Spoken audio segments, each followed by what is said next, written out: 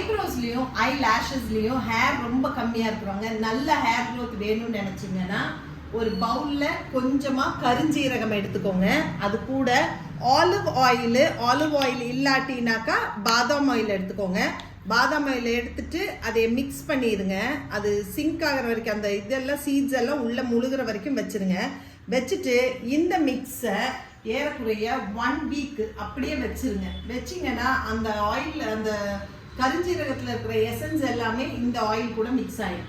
Mix ஆனதுக்கு அப்புறமா mascara brush எடுத்து அதில் மிக்ஸ் பண்ணிட்டு ரெகுலராக நைட் படுக்கிறப்ப உங்கள் ஐப்ரோஸ்லையும் லேஷஸ்லையும் போட்டுட்டே வந்தீங்கன்னா ஹேரும் ஹெல்த்தியாக இருக்கும். அட் த சேம் டைம் நல்ல க்ரோத்தும் இருக்கும். ட்ரை பண்ணி பாருங்க.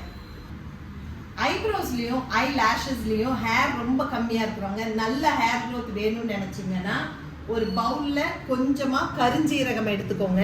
அது கூட